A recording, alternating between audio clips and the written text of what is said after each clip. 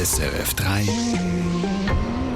Fokus mit der Katrin Hönecker. Mein Gast ist der Lorenzo Viotti. Er gehört mit 34 zu den aufregendsten jungen DirigentInnen unserer Zeit. Er ist auf der Bühne in Frack und Sneakers so gefeiert wie auf Instagram, wo er Wagner auf dem Home-Trainer hört.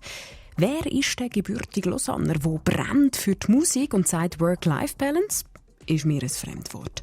Wo mit einer Leichtigkeit die Weltbühne erobert und will neue Generationen in die Opernhäuser einladen. Zurzeit ist er Chefdirigent an der Nationaloper in Amsterdam und leitet das niederländische Philharmonieorchester. Aber er dirigiert auch alle paar Wochen in einer anderen Stadt. Zurzeit ist er in der Schweiz, am Zürcher Opernhaus. Und heute ist er unser Gast. Willkommen, Lorenzo Viotti. Danke. Wenn Sie die Augen schließen, für einen kurzen Moment, was hören Sie da? Ihre Stimme. Ist manchmal Musik in Ihrem Kopf, auch wenn Sie gar nicht arbeiten? Manchmal, aber nicht immer. Also sehr oft Musik ist überall in meine Seele, in meine Wohnung, in meine Kopfhörer. Aber auch sehr oft, ich höre überhaupt keine Musik. Und ich probiere dann weg von der Stadt zu gehen und in der Natur zu sein. Einfach wieder diese natürliche Ruhe zu finden. Weil das ist sehr wichtig, diese Balance zu finden für unseren Beruf. Ja. Ich habe Sie eingeladen, weil ich gesehen habe, wie Sie arbeiten. Einerseits auf YouTube gibt es ganz beeindruckende Filme, wo man das Gefühl hat, man schaut einem Getriebenen oder einem Menschen zu, der komplett bei seiner Leidenschaft ist. Ich habe aber auch Sie bei den Proben beobachten dürfen für die Csárdás-Fürstin am Opernhaus Zürich. Und ich war beeindruckt, am Anfang ging die Probe los und Sie haben so eingeatmet wie ein Apnoe-Taucher. Ah, ja? Ja, ich weiß nicht, ob Sie das extra gemacht haben, aber Sie tauchten danach, nach diesem Einatmen, eigentlich ab in diese Musik. Und dann habe ich das Gefühl gehabt, es sieht aus wie Ganzkörpersport oder irgendeine Leidenschaft, ein Organismus, der so wie anfängt zu leben. Was macht Musik mit Ihnen? Wow. Ich glaube, das ist unmöglich to describe mit Wörtern.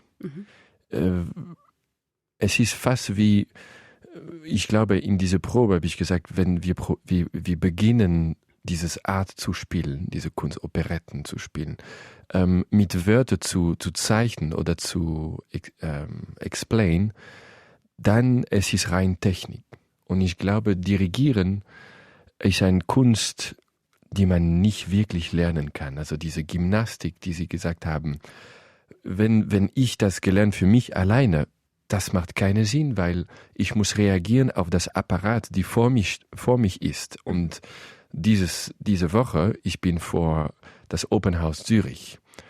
Das ist Leute, die ich ein bisschen kenne, aber seit sehr lange nicht mehr mitmusiziert. Deshalb, ich muss einfach meine Küche, irgendwie meine Kunst zu kochen, Musik, mit diese neuen Ingredients sozusagen. Und das ist jeden Tag anders. Man muss einfach sehr flexibel sein und reagieren. Okay, hat diese Geste für den Klang, die ich suche, funktioniert? Hat diese Atmen vielleicht oder diese Pult dorthin, die reagieren vielleicht mit etwas anders. Also das ist immer das Faszinierende. Es gibt nie ein Ende. Man lernt jeden Tag und man probiert jeden Tag. Das Gefährlichste ist, wenn man denkt, man kennt die Leute und man hat erreicht sozusagen eine gute Stufe in die Karriere, dass es wird sowieso funktioniert, das ist die Ende. Also auch wenn letztes Mal, ich erinnere mich 3 Jahre her, es hat gut funktioniert mit diesem Orchester, das war eine gute Atmosphäre, aber jetzt bin ich zurückgekommen, als ob es wäre das allererste Mal. Weil man muss nie denken, das war ein Success, es wird ein Success. Nein, weil man muss sich immer im Fragezeichen, okay, was kann ich noch besser? Wie kann ich die Leuten die einfach spielen jeden Tag, viel von denen spielen seit viel mehr Jahren als ich. Wie kann ich diese Leute heute inspirieren? Und ich habe keine Ahnung, wie ich das mache, weil es gibt keinen Plan. Ja. Es gibt keinen Plan. Aber was glauben Sie, also ich meine, das sind 120 virtuose MusikerInnen, die da in einem Orchester ungefähr vor Ihnen sind. Mhm. Und ich hatte bei der Probe das Gefühl, dass Sie spüren, und vor allem Sie hörten es noch, bei jedem Einzelnen raus, was da gerade passiert, oder? Ich weiß nicht, wie Sie das machen. Also Sie sagen, das kann man nicht lernen, aber woher kommt das? Erfahrung, einfach. Ich glaube, am Anfang, ich erinnere mich, dass man nicht sehr beschäftigt für sich selbst als junger Dirigent. Weil erstes Mal mit einem Orchester The Judgment von die Leuten. Das Verurteilen. Das Verurteilen, ob die Leute mich mag oder warum er hat etwas gesagt, diese Musiker, war das gegen mir. Also am Anfang war ich sehr beschäftigt mit auch seine eigene Technik, sein eigenes Verständnis von diesem Beruf. Mhm. Und glücklicherweise mit Erfahrung, man beginnt einfach mehr zuzuhören. Und als Dirigent, das ist unser Job. Wir müssen einfach hören, was die Leute spielen und dazu reagieren. Weil wenn man die Musik dirigiert für sich selbst, das macht keinen Sinn. Und man hört den Unterschied sofort. Und ich glaube, mit die Erfahrung, die ich gesammelt habe ich ein bisschen mehr Einfachkeit, sagt man. Einfach jetzt plötzlich mehr zuzuhören und wenig für mich das zu machen. Mhm. Und aber das ist immer eine Herausforderung. Jedes Mal man probiert, noch besser zu hören und dann den Klang zu wechseln. Weil unser Job ist eigentlich, okay, Organisation, wir müssen zusammen sein, aber das ist auch eine Kunst, zuzuhören voneinander. Aber dann der Klang und die Atmosphäre, was passiert zwischen die Töne? Sie haben gesagt, diese Atmen. Mhm. Die Musik beginnt bevor der erste Ton. Und das ist meine Responsabilität, meine Verantwortlichkeit. Wenn ich nicht wirklich atmen, wie der Klang vor dem Klang kommt, wie können die das spielen, Maggie? Sehen Sie etwas, wenn Sie Musik hören? Nicht immer. Nicht immer. Ich weiß ganz genau, was ich hören will. Das ist diese Klangvision, die ich habe in mich. Wenn es nicht funktioniert, zum Beispiel, das Orchester spielt eine Passage und das ist nicht das richtige Atmosphäre. Ich probiere zuerst immer eine musikalische Geste zu finden oder eine Inspiration, eine Bildern oder ein Beispiel von Leben, dass die Leute vielleicht identifizieren können. Mhm. Wenn das nicht funktioniert, dann vielleicht eine technische Schlüssel. Und wenn das noch nicht funktioniert, dann ich bete, dass, okay, wir gehen weiter und vielleicht morgen wird das funktionieren. Okay. Weil manchmal auch suchen wir für Tagen, für Jahren the truth. Und manchmal es funktioniert noch nicht. Und das ist auch okay, weil wir spielen mit Magie irgendwie. Und manchmal the stars are aligned und manchmal nicht. Mhm. Aber wir leben für diesen Moment, wo alles irgendwie, man weiß nicht warum, alles ist da. Yeah. Ja. Wir werden ja nachher noch darüber sprechen, wie man junge Menschen in die Oper holt. Und ich war schon lange, ich gebe es zu, hands down, ich war schon lange nicht mehr in der Oper. Okay. Eieiei. Ja. Und ich saß da bei ihren Proben und es war klar nur eine Probe, es war die erste Probe und ich habe mich gefühlt, das würde mich so eine warme Decke umhüllen, so ich. Oh.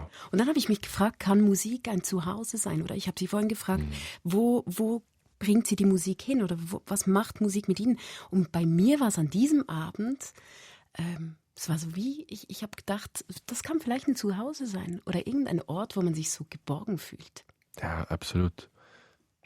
Ich gebe Ihnen total recht, weil man reist überall auf der Welt, man sucht sein Zuhause und man findet sein Zuhause mit Menschen, die man liebt, natürlich. Aber für mich ist überhaupt nicht das Ort, ist mit welchen Menschen bin ich in meinem Leben. Und es gibt einen Mensch das ist kein Mensch, das ist Musik, wo natürlich, das bringt mir zurück von meiner Kindheit, das bringt mir zurück zum Beispiel mit meiner Familie und nicht nur klassische Musik. Und man kann das nicht bezeichnen, wie oder was oder es ist einfach da. Und ich glaube deshalb, mein Glück ist, dass ich bin wirklich geboren für dieses Beruf, weil ich kann nicht erklären, was mache ich oder wie. Es ist einfach da. Wenn die Musik beginnt, hier zu sein, das ist in jeder Teil meiner Körper, meiner Seele.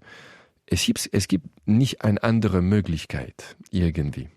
Und das kann aber auch, und ich zitiere hier Maestro, die Gabe kann auch eine Last sein, den Kinofilm, den Sie gerade auch gesehen und tief berührt waren.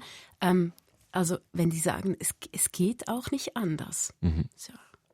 Nein, es geht nicht anders. Und deshalb ist es eine Verantwortlichkeit wenn man hat dieses Gefühl, das ist eine große Verantwortlichkeit für diese Kunst, weil man weiß, ich habe wirklich eine Begabung, Leute zusammenzubringen und wie Sie gerade gesagt, vielleicht für 1 Minute in einen Abend diese Decke zu bringen und dieses Gefühl vielleicht zu weinen zu bringen oder lachen oder zu Hause und die Wörter können das nicht bringen.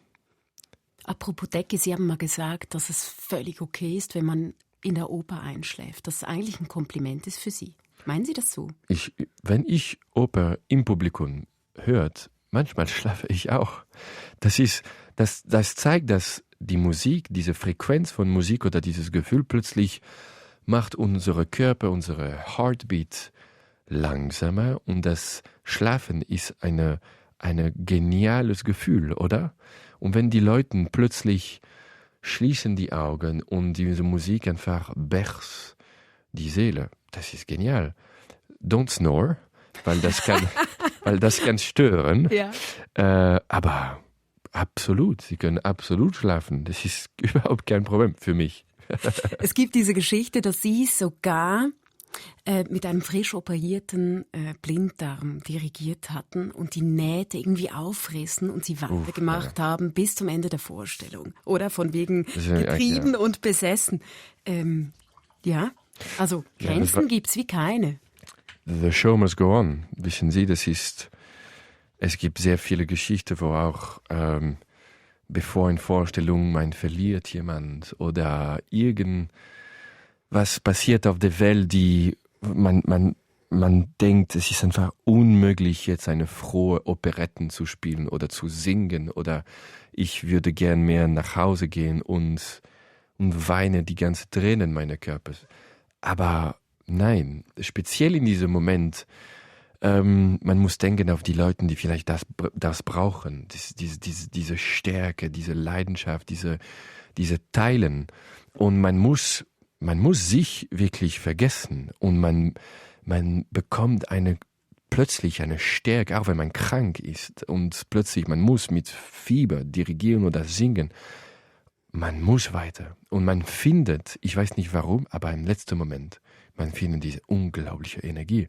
Und das war meine Aufnahmeprüfung in Wien. Ja, Blinddarmoperation, aber das war eine meiner ersten Möglichkeiten mit einem Orchester, einem Profi-Orchester auf die Bühne einzutreten. Und das war La Valse von Maurice Ravel. Das ist eine ganz physische und ganz dramatische Stück. Und ich hatte einfach keine andere Wahl. Ich musste. Das war in dem Moment, das war überhaupt kein Problem. Danach war ein bisschen painful. Aber das ist egal. Ich lebe noch. Der Lorenzo Viotti heute im Fokus. Ich möchte später noch mit Ihnen darüber sprechen, eben wie man diese elitäre Bubble ein bisschen aufbrechen könnte, der Oper und der Klassik, wie Sie selbst groß wurden in einer berühmten Musikerfamilie, in der Sie so viel gelernt haben, auch Abschied zu nehmen. Sie wurden geboren in Lausanne und sind daheim auf der ganzen Welt. Und mich nimmt zuerst Wunder, wenn Sie so viele Bühnen dieser Welt sehen, wenn Sie in ein neues Haus kommen, in so ein geschichtsträchtiges Haus, oder? Die leben ja fast schon, diese Säle. So viel Vergangenheit steckt da drin, so viel Geschichte, so viele Maestros vor Ihnen. Wie begegnen Sie dem? Wie tauchen Sie da ein? Gibt es eine Haltung dazu? Respekt, Humilität, aber also ein Respekt von die Tradition, ein Gefühl von die Kultur, wo man eintritt irgendwie, aber trotzdem keine Angst, seine Vision zu präsentieren und ohne Grenze bis zum Schluss denken, dass man muss glauben an sich selbst und an die Musik, die man denkt, das ist stärker als diese berühmte, schwierige Tradition, die manchmal in sehr viele Opernhäuser oder Theater oder musikalische Institutionen die Leute prägt. Und das kann gefährlich sein, speziell für einen junge Musiker. Man kann ein bisschen an Angst haben. Darf ich eigentlich auf dieser Stelle sein? Mhm. Das beginnt, wenn man akzeptiert einen Vertrag. Man bekommt eine Einladung, manchmal 2 oder 3 Jahre im Voraus. Und das ist für mich war immer einfach, Nein zu sagen. Weil ich war einfach nicht bereit. Man ist der neue, junge Typ in diesem Business und die Leute wollen einfach dich haben, bla bla bla. Aber das ist mein Leben und das ist mein Wahl zu sagen, es tut mir leid, große, berühmte Institution, ich bin noch nicht bereit. Vielleicht in 3 Jahren, vielleicht in 5 Jahren, speziell für dieses Werk. Ich kann noch nicht etwas auf den Tisch bringen. Und das ist, glaube ich, sehr, sehr wichtig für die junge Generation, keine Angst zu haben, Nein zu sagen, weil wenn man als Künstler zu früh eintritt, vor einem Orchester oder vor einem Publikum, es kann einfach noch schlimmer sein, als wenn man eine kleine Success haben. Mhm. Weil dann die Leute werden, das war vielleicht zu früh. Und dann kriegt man keine Einladung mehr und das ist schwierig, weil das ist normal, dass die Leute, wie sagt man, they will judge you. Ja, die verurteilen einen. Ja, und auf dem richtigen Zeit einzutreten, wenn man bereit als Mensch, als Musiker da zu sein, das ist so wichtig. Verstehe ich Sie richtig, dass man Sie erst recht respektiert hat, dann, weil Sie Nein gesagt haben oder Ihre Konditionen genannt? Nein, also am Anfang, ich war auch ein bisschen manchmal enttäuscht, weil ich habe Nein gesagt für manche Institutionen und die haben gedacht, aber warum sagt er Nein? Das ist was ziemlich arrogant interpretiert. Mhm. Und ich war schockiert, aber es tut mir leid, das ist eigentlich genau das Gegenteil. Ich sage Nein, weil ich bin noch nicht bereit für Sie. Irgendwie meine Qualität als Mensch, als Musiker ist noch nicht so hoch, dass ich etwas bringen kann zu euch. Und dann 3 Jahre später bin ich gekommen, einfach auf diese Stelle.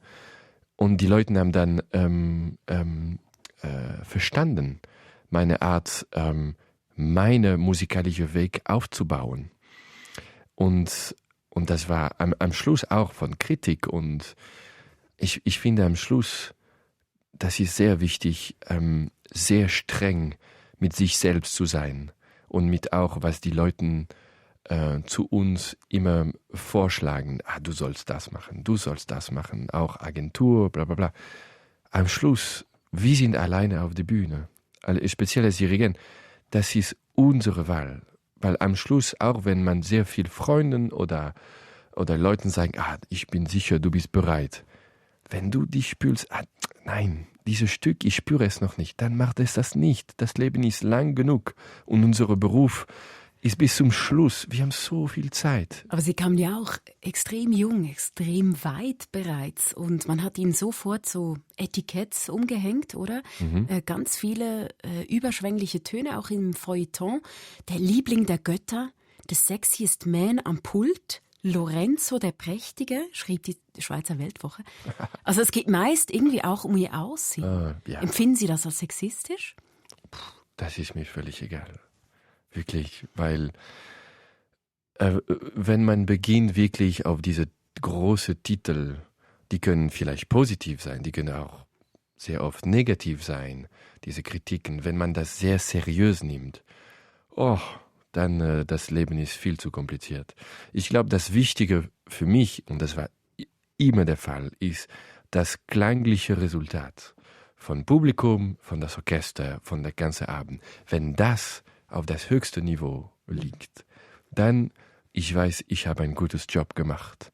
Ob jemand schreibt, das ist natürlich, ich weiß, ich habe sehr jung angefangen, ich mache andere Sachen als dirigieren, sehr viel Sport, ich bin aktiv in Social Media, manchmal ohne Hemd. Das ist mein Leben, was die anderen denken. Das ist ein Sport national ein bisschen, immer dieses gratis, diese Schönheit, diese Dinge. Ja, aber das ist unsere Welt, ist so. Und man muss mitspielen sozusagen, aber trotzdem eine große Distanz, um nicht sehr seriös auf diese Kritik zu nehmen. Was mir noch gefallen hat, ist, dass Sie manchmal auch ein bisschen Grenzen eben vielleicht ausloten oder nicht immer gleich sagen, ja, okay, das ist in dem Fall so gegeben, weil man es schon seit 20, 30, 40, 50, 60 Jahren so gemacht hat, wo Sie manchmal vielleicht auch andere, neue Dinge vorschlagen. Was glauben Sie, was sehen Sie denn heute als elitär oder patriarchal in der Oper und in der Klassik, wo Sie sich manchmal auch mit Gegenkonventionen verhalten? Wir sind in eine ganz spannende Zeit, weil wir haben die erste Krise, Covid, nicht gewonnen, finde ich, weil in sehr viele Institutionen das Publikum kommt nicht mehr zurück. Berühmte europäische Institutionen zum Beispiel. Unsere Gefühl für Leuten, Soziabilität hat so gewechselt seit diesen 3 Jahren. Wir haben eigentlich ein großes Glück, dass zum Beispiel diese Zeit so auf unser Leben gekommen ist, weil das war eine Realität, die für klassische Musik oder klassische Kunst sowieso kommen werden, ich denke, weil noch einmal, es ist nicht, weil wir auf der Bühne mit Sneakers kommen, dass die Leute werden plötzlich kommen. Nein, das ist vielleicht ein kleiner Trick, weil zum Beispiel ich liebe auf eine Probe mit Sneakers. Das ist mein Ding. Was Sie denken darüber, das ist mir eigentlich völlig egal. Vielleicht es wird jemand im Publikum, der sieht, aber wenn diese wichtige Position und dieser Typ mit T-Shirt und Sneakers kommt, das heißt, ich darf vielleicht das auch. Und natürlich, sie dürfen. Aber das heißt nicht, dass die werden dann immer zurückkommen. Mein Job ist, vielleicht diese kleine Trick zu nützen. Und wenn die Leute im Publikum sind, dann I will steal their heart. Sie stehlen ihr Herz. Mit die Musik. Und dann gewinnen wir. Aber nicht davor und nicht danach. Während die Musik. Das stärkste Qualität für die junge Generation, um zu zeigen, sie müssen nicht Musik wissen, kennen oder verstehen. Sie müssen einfach kommen, sehr neugierig zu sein und probieren, etwas zu spüren. Was immer das ist, probieren Sie etwas zu spüren. Wenn das nicht funktioniert, dann vielleicht ist es nicht für euch. Ist kein Problem. Kommen Sie zurück in 10 Jahren. Aber wenn Sie spüren etwas, dann kommen Sie zurück. Und die werden zurückkommen. Und ich habe diese Erfahrung gemacht in Portugal, als ich Chef in Gulbenkian oder in Amsterdam. Wir haben mehr als 60% unter 35 Jahre alt Leute in unserem Konzert. Weil wir haben die Tür geöffnet. In so einer Art, dass we broke the ice. Vor einem Konzert, wir sprechen mit das Publikum. Wir sind auf die Bühne mit unseren Fracken. Aber das heißt nicht, dass wir kennen besser als ihr, was wir machen. Wir sind hier, etwas zu teilen. Wir sind das Champions League. Mhm. Aber sie können auch in unsere Welt reinkommen. Also die Nahbarkeit. Absolut. Mhm. Und wenn diese Geste macht, dann, es gibt keine Frage von Elitist, von patriarchal. Wir sind alle das Gleiche. Absolut. Ich gehe auch einen Kaffee trinken in diese Bar nach der Vorstellung. Auch wenn ich einen Frack trage. Wir sind genau die gleichen Menschen. Das ist spannend. Sie haben auch mal gesagt, ich versuche in meinem Beruf nicht Gebrauch von Macht zu machen. Oh ja. Oder? Weil ich habe das Gefühl, es könnte verlockend sein. Absolut. Und das ist noch sehr oft benutzt. Das ist auch ein Stil, das ist, glaube ich, auch eine Education-Sache oder eine Sozialisierung vielleicht, oder? Ja, aber ich denke, Macht ist. Wir haben schon eine Machtposition. We are the leader. Mhm. Und das ist normal, dass am Schluss ich nehme die Verantwortlichkeit für die Qualität des Abends. Auch wenn zum Beispiel eine Sänger oder eine Orchestermusiker eine Fehler spielt, bla bla bla. Am Schluss, das ist meine Responsabilität. Ich trage dieses Kostüm von Leader als Dirigent. Basta. Aber danach, Positivität, für mich ist immer der größte und der schwierigste Psychologie zu nützen. Weil manchmal auch man ist einfach nicht happy. Manchmal, wir haben auch unsere Grenze und manchmal auch unser persönliches Leben kommen dazwischen. Aber leider, es soll nicht einen Einfluss haben. Am Schluss, ich glaube, zu führen Leuten oder eine Institution immer mit positiven Wörtern. Zum Beispiel nicht zu sagen, das hat nicht funktioniert, aber zu sagen, es könnte besser sein. Mhm. Die Leute verstehen genau das gleiche Sinn, aber dieser Impact ist total anders. Und das ist eine Kunst, wenn ich das schaffe, einmal zu einer Probe nur mit positiven Wörtern, auch in verschiedenen Sprachen, das wäre ein großer Schritt. Das ist sehr, sehr kompliziert. Das letzte Mal, als mir eine Dirigentin begegnet ist, das war in einem Kinofilm, Tar, mit Kate Blanchett, toller Film.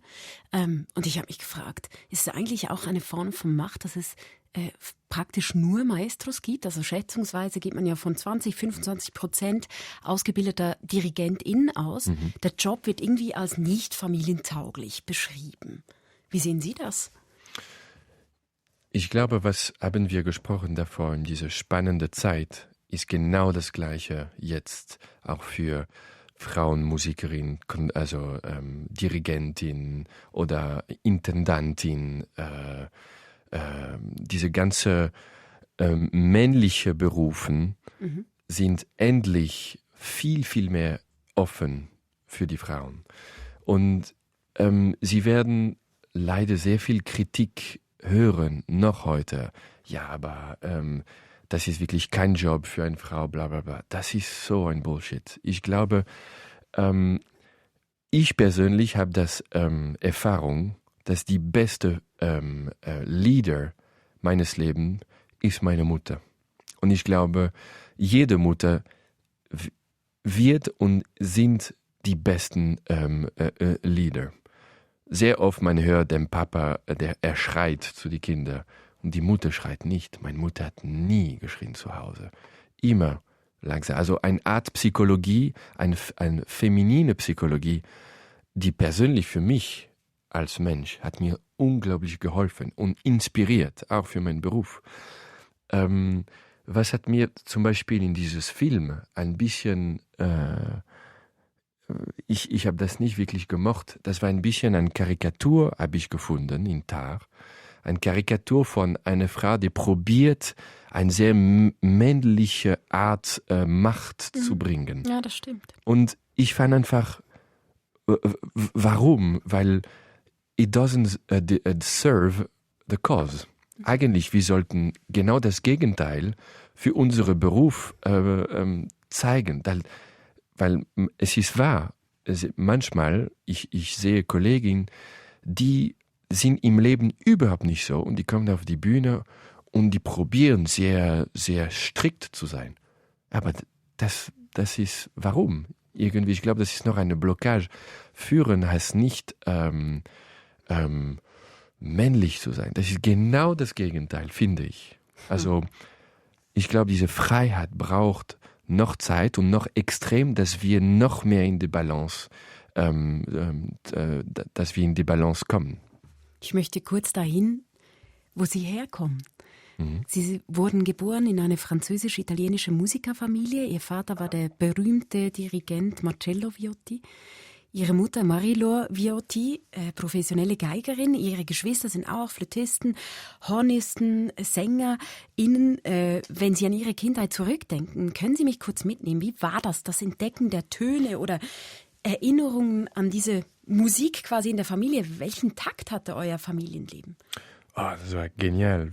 Wir haben so ein Glück gehabt, weil wir sind gereist überall auf der Welt mit meinem Vater.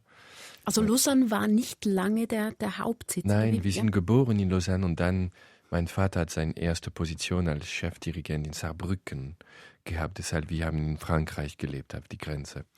Aber wir haben überall auf der Welt mit ihm gereist und das war ja das größte Glück für ein Kind, finde ich, weil andere Kulturen, andere Geruch, andere Musik zu hören. Natürlich, klassische Musik war immer da. Also wo und wie? Ja, in der Office von meinem Vater. Meine Schwester hat gesungen, meine andere Schwester geschlagen, das Klavier. Ich habe einen Taktstock genommen und eine Painting-Book geöffnet und dirigiert, aber das war keine Noten. Und mein Bruder war ein Babytrott und war einfach like, what the fuck is happening? Like, was ist diese Crazy House sozusagen, weil er war, ich weiß nicht, 2 Jahre alt.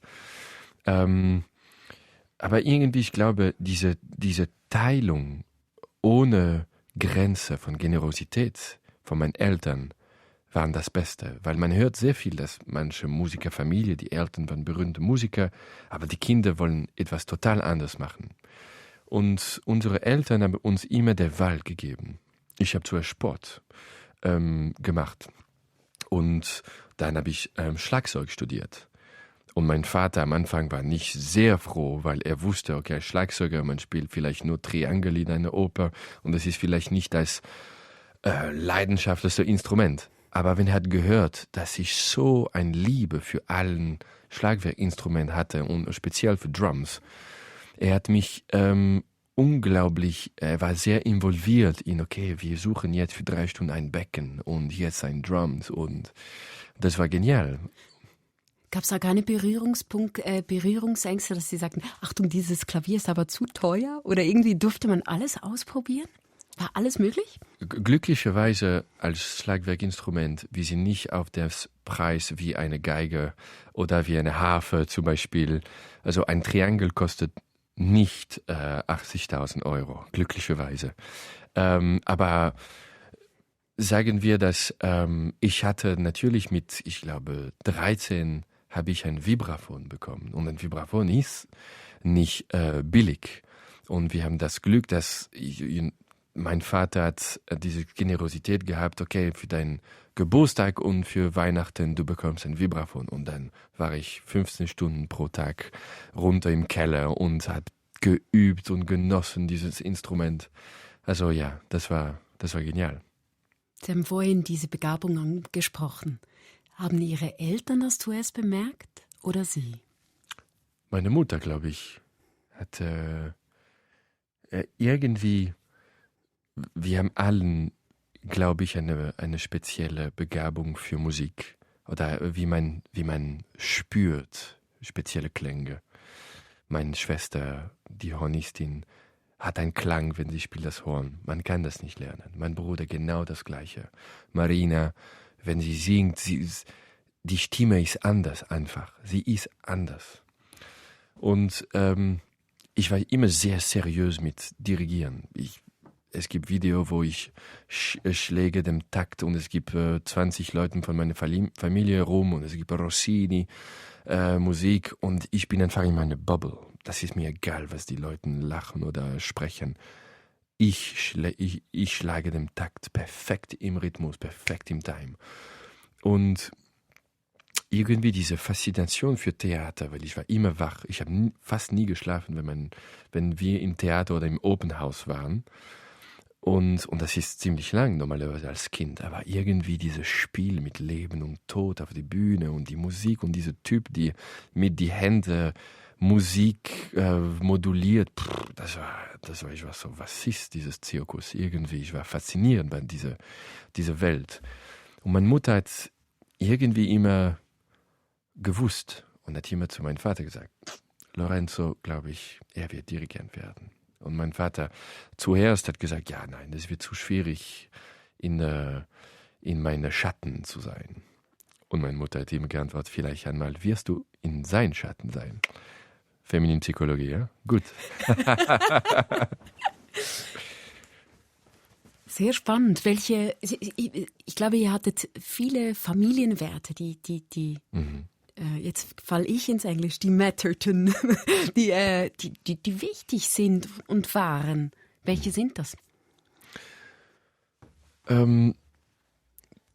Dass diese ganze Welt, die wir herum benutzen, also materiell, Karriere, Fame, das ist absolut Paillette, das ist überhaupt nicht wichtig.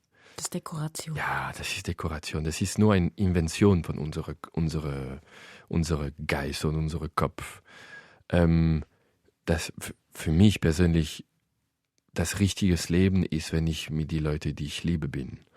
Das sind die Momente, die wirklich wichtig. Aber ohne diesen Moment, ich glaube, ich könnte nicht die Person, die ich bin, auf der Bühne auch sein. Man fragt immer, ist der Dirigent das gleiche Person auf der Bühne und außerhalb der Bühne? Ich glaube, es soll wirklich die gleiche Person, weil wenn man beginnt, eine Rolle zu spielen, dann man ist nicht transparent mit sich selbst und mit den Emotionen. Und ich glaube, ich bin der gleiche Kind auf der Bühne, auch wenn ich Paddel spielt mit meiner Schwester und meiner Mutter am Wochenende. Und ich hoffe, ich werde dieses Kind bleiben.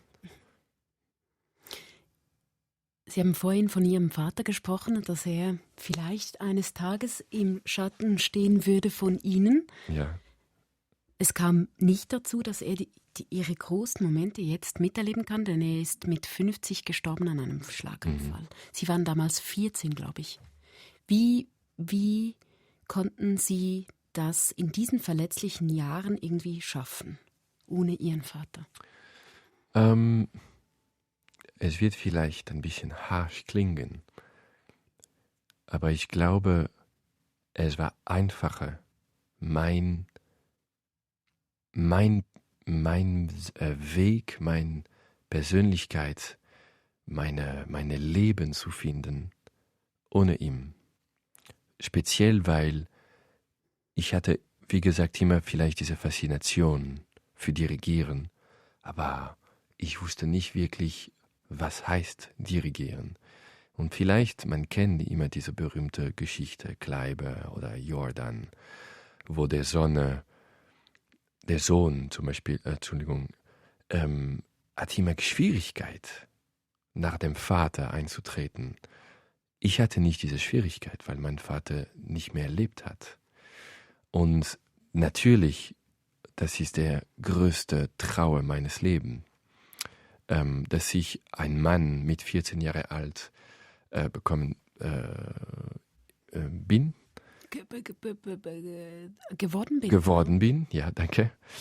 Und natürlich, wenn Sie mich fragen, ich würde diese ganze Karrierenjahren absolut wegschmissen für vielleicht 5 Minuten mit meinem Vater. 100%. Aber diese Freiheit, die ich gefunden habe in diese musikalische Welt, ich glaube, es würde schwieriger gewesen, wenn mein Vater würde noch leben. Vielleicht nicht.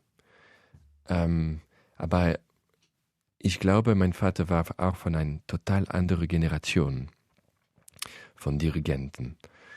Und der Titel war auch ziemlich wichtig für ihn, das Maestro. Und, aber ich weiß, dass er war auch ein unglaublicher, generöser Mensch und vielleicht würde er mir total Freiheit lassen. Glücklicherweise, man wird das nie wissen. Aber wissen Sie, am Schluss, was ist das Wichtigste, ist die Erinnerung, die ich trage als Sohn und als Sohn von einem Vater und nicht als Sohn von einem Dirigent. Und speziell, was die Leute noch sich erinnern, das ist das Schönste für mich. Weil in jedem Häuser, wo ich dirigiere, es gibt Leute, die haben mit meinem Vater gespielt und ich liebe diese Geschichte zu hören, wie er war, speziell in Zürich. Er war sehr, sehr berühmt und sehr geliebt. Und das ist das größte Kompliment, dass nach 20 Jahren die Leute noch sich erinnern, wie ein glücklicher und guter Mensch er war. Und nicht nur ein toller Dirigent. Das ist für mich wichtiger. Was hat er Ihnen mitgegeben, vielleicht schon in frühen Jahren, wovon Sie heute noch zehren können? Also Sie haben jetzt ein paar Mal auch Ihre Mutter angesprochen, die euch wahnsinnig gefördert hat, individuell. Was hat Ihr Vater Ihnen mitgegeben, von dem Sie noch heute sagen können, okay, das ist drin in meiner Substanz so? Ich weiß noch nicht. Es ist noch im Prozess, glaube ich. Das ist eine schöne Antwort. Ja. Ich kann noch nicht sagen, weil ich glaube, wenn man verliert so eine wichtige Mensch in sein Leben, speziell, glaube ich, als Sohn, dann einfach, meine Mutter hat uns gerettet. Und wie meinen Sie das? Meine Mutter hat sich vergessen für ihre Kinder. Sie hat sich sakrifizieren. Ja, geopfert. Geopfert. Alles für uns zu machen. Und irgendwie diese vaterliche Bilder war plötzlich weg. Und meine Mutter hat nie probiert, das zu übernehmen. Sie hat zu meinem Bruder und ich immer gesagt, du hast einen Vater. Er ist nicht mehr da, aber du hast einen Vater. Ich bin nicht dein Vater, ich bin deine Mutter. Wie wirst du im Leben weitergehen ohne diese physische Person? Das wissen wir nicht.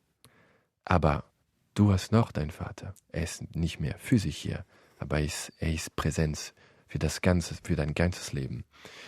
Und das war ganz stark. Und sie hat mir auch sehr, sehr strikt gesagt, du bist nicht der neue Mann der Familie.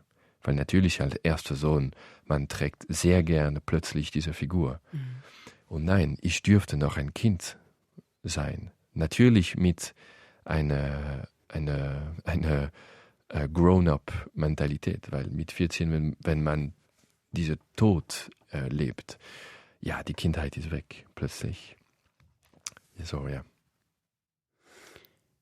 Sie studierten Klavier, Schlagzeug, Gesang und später dann die Dirigentenausbildung. Sie waren immer unterwegs zwischen Lyon, Wien, Weimar und so.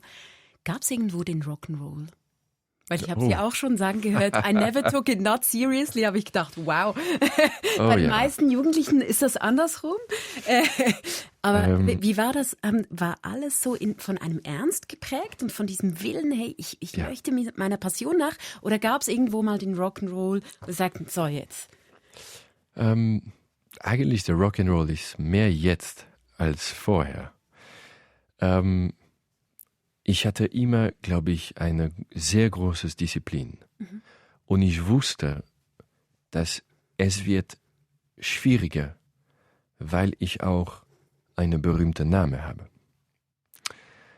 Und speziell am Anfang, ich habe mir geschwört, dass ich werde nie etwas dazugeben für die Leute, die wollen mich fallen sehen wollen.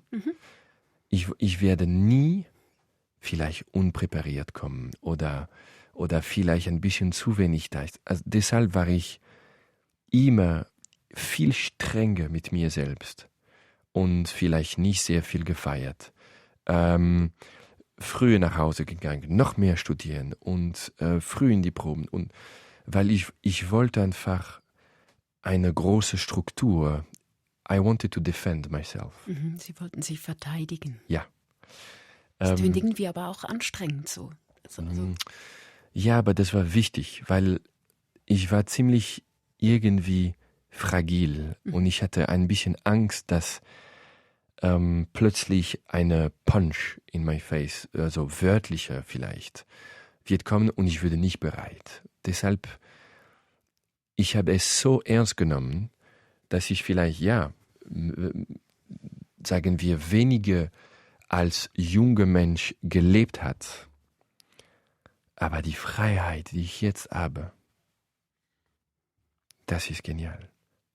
Also wirklich seit ein paar Jahren, ich glaube mit meiner 30. Geburtstag, habe ich irgendwie verstanden und gespürt, wow, ich habe so ein Glück. Und diese ganzen Jahren, noch mehr arbeiten, noch mehr kennen, noch mehr Kuriosität. Jetzt habe ich so irgendwie eine Freiheit bekommen und ich akzeptiere jetzt ein bisschen loose zu sein. Und ein bisschen, ein bisschen vielleicht 2 Monate im Sommer frei zu nehmen. Und das ist auch für klassische Musik. Der Viotti macht nur Ferien und macht nur blablabla spazieren, blablabla am Strand mit seiner Freundin. Ja, es tut mir leid, ich lebe und ich bin froh. Und das ist mein Leben. Dieses Gefühl ist genial, aber ich glaube, ich könnte nur jetzt frei sein, weil ich, seit ich 14 bin, sehr, sehr streng mit mir war. Wie schützen Sie sich heute davor, dass Sie nicht ausbrennen bei dem, wo Sie dafür brennen, quasi? Diese Balance ist immer schwierig, weil wenn man eine Leidenschaft glücklicherweise hat, man kann immer zu viel machen. Irgendwie es ist besser balanciert, zum Beispiel diese große Pause im Sommer, die ich jedes Jahr nimmt, macht so einen großen Unterschied, weil ich beginne dann die nächste Saison wie ein Kind wieder, weil ich vermisse Dirigieren. Und ich erinnere mich sehr, sehr viel, 3 oder 4 Jahre her, mit wieder 10 Konzerte im Juli, im August Festival, dann man beginnt die Saison einfach müde und man hat keinen Spaß mehr, einfach eine Mahler-Symphonie oder nicht die gleiche Spaß, als ich jetzt erlebe habe. Und das ist das Wichtigste. Wir sind auch Menschen und wir brauchen auch ein persönliches Leben, auch zu wachsen als Dirigent. Und ich werde einfach das nie mehr, hoffe ich, wiederholen. Also das heißt, Sie haben wie Agreements mit sich selbst gemacht, Absolut. wie Sie diese Welttourneen und Ihr Privatleben, Ihr Familienleben weil irgendwie... Am Schluss, wissen Sie, ich werde mich erinnern, vielleicht mehr die Momente, die ich zum Beispiel mit meinem Bruder erlebt habe in Capri 2 Jahre her im Sommer für 5 Tagen, als wir waren wieder Kinder, oder letzte Sommer mit Freunden in der Schweiz klettern. Das werden, wenn Sie mir fragen in 20 Jahren, 20 Jahre her, welche Erinnerung haben Sie? Das wären vielleicht die Momente, wo ich denke, das war schon geil. Als vielleicht eine Standing Ovation in Amsterdam bekam. Das ist auch wichtig. Aber persönlich, ich glaube, mein Herz schlägt mehr für die anderen Momente. Sie gelten ja heute als ein Dirigent für eben die neue Generation. Wir haben vorhin schon drüber gesprochen, wie lädt man ein junges Publikum ein. Und ich habe mitbekommen, jetzt im März in der Schweiz gibt es ein Festival in Basel, die Interfinity. Das präsentiert Artificial Art und bringt so klassische Musik und künstliche Intelligenz zum Beispiel miteinander zusammen. Menschliche gegen künstliche Komponisten. Werden Maschinen dereinst irgendwelche unvollendeten Sinfonien zu Ende bringen oder sie vielleicht sogar bereichern? Was denken Sie darüber? Vielleicht auch ziemlich gefährlich, wenn man sieht, wie AI kann imitiert im Stil von Baudelaire plötzlich eine Dichtung in 5 Sekunden. Wow, man bekommt ein bisschen Angst. Ich glaube sowieso, Kunst, es ist, wie sagt man auf Deutsch, how to judge. Zu urteilen. Ja, wie man urteilt Kunst heute, ist fast manchmal ein bisschen irrelevant, weil gefällt mir das oder gefällt mir das nicht und deshalb gehe ich in die Oper oder gehe ich nicht oder gehe ich in ein Museum oder nicht. Ist das nur ein sehr subjektives Gefühl oder ganz plötzlich frei objektives, sagen wir, emotionelles Gefühl? Am Schluss, was besonders speziell für unsere Kunst, wenn man in Open House geht, es ist alles von einem Mensch geschrieben und es ist eigentlich von mehreren Menschen ausgeführt, live. Und es gibt keine Maschine auf dieser Welt, der kann das reproduziert. Also diese Decke, die ich beschrieben habe, glauben Sie, das wird KI nicht hinkriegen? Absolut nicht. Wir haben das gespürt auch im Covid-Zeit, dieses Livestream, sehr wichtig, Digitalization, sehr wichtig. Das ist ein Teil von unserer Gesellschaft. Wir müssen damit spielen. Aber es tut mir leid. Nach Hause ein Konzert zu hören, ist so langweilig. Diese Emotion, die Sie spüren können, live, die Leute, dieses Geruch, diese Spannung, diese Ruhe bevor dem Ton und diese 5 Sekunden nach der Symphonie. Oh, es gibt keine Maschine auf der Welt, die kann das reproduzieren. Es tut mir leid. Sie dirigieren zurzeit in Zürich die Czardas-Fürstin, Kallmanns Operette. Die ist entstanden zu Beginn des Ersten Weltkriegs, also in einem Momentum, wo irgendwie die Welt in eine tiefe, andere Welt fiel. Also ein Moment, wo die Welt in Flammen aufging, eine Zäsur. Und irgendwie in den ersten Strophen heißt es, wo man tanzt und küsst und lacht, pfeifig auf der Weltmisere. Singen die Protagonisten zu Beginn. Wie sieht denn Ihr Tanz in dieser furchtbaren Welt, die wir zum Teil auch haben, weit weg von diesen Opernhäusern, aber es gibt andere Zäsuren in dieser Zeit. Wie sieht das aus bei Ihnen? Wie halten Sie manchmal auch diese Differenzen aus? Wir haben so ein Glück, wir spielen. Wissen Sie, in unserem Beruf, wir realisieren manchmal nicht, wie viel Glück wir haben. Natürlich, wir sehen es jede Vormittag in den News, was passiert und plötzlich wir gehen weiter. Und wir sehen, dass unsere Welt kollapst komplett. Ja, viel mehr Aggressivität überall.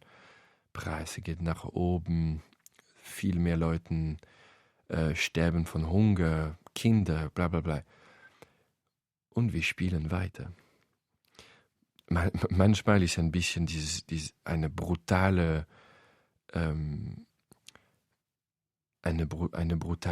Schwarz- und Weiß Spiegel, weil speziell wenn man Operetten in so einem berühmten Open House, wir spielen und lachen, küssen und tanzen, um zu zeigen, wir müssen das weiter und noch lachen und noch mehr küssen und noch mehr lächeln, um zu zeigen, in die größte Trauer, es gibt vielleicht etwas, die wir uns nach vorne bringt und das nächste Licht. Weil sonst, wenn wir kapitulierst, speziell im Kunst, dann wir sind vielleicht die Letzten, die können retten vielleicht unsere Gesellschaft.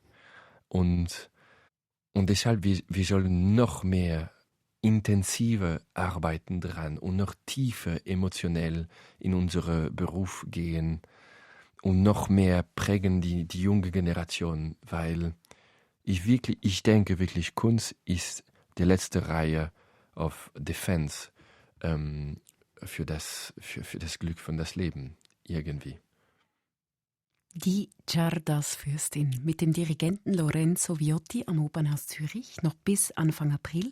Mein Name ist Katrin Hönecker. Ich wünsche Ihnen eine gute Reise, wo auch immer es Sie hinträgt oder die Musik Sie hinträgt, Herr Viotti.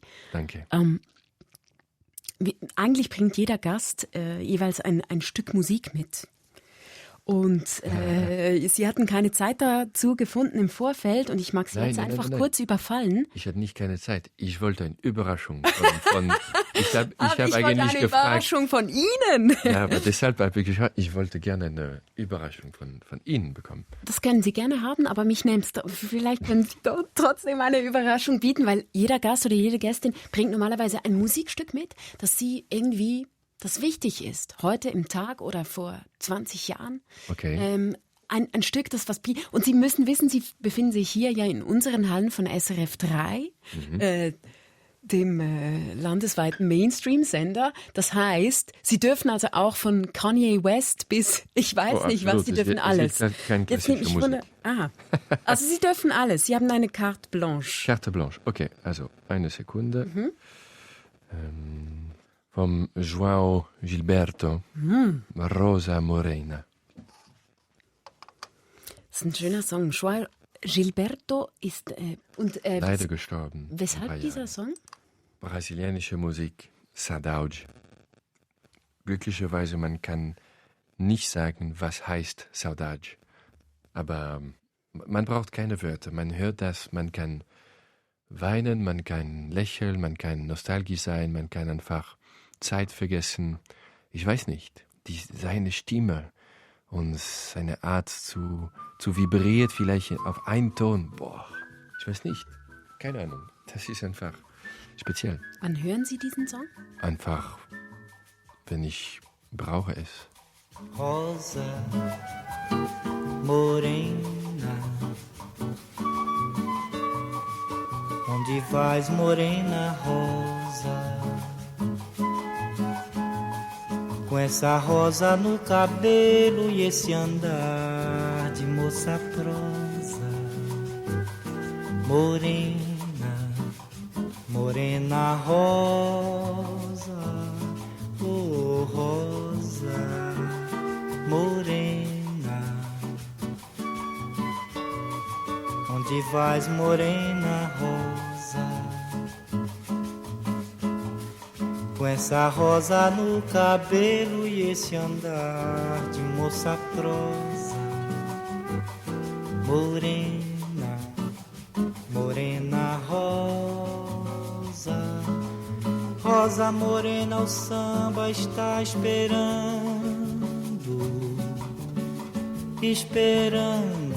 pra te ver. Deixa de lado esta coisa de dengosa. Anda, rosa, vem me ver. Deixa de lado esta pose e vem pro samba, vem sambar, que o pessoal tá cansado de esperar. Oh, rosa, que o pessoal tá cansado de esperar. Morena rosa, que o pessoal tá cansado de esperar. Viu, rosa, que o pessoal tá cansado de esperar.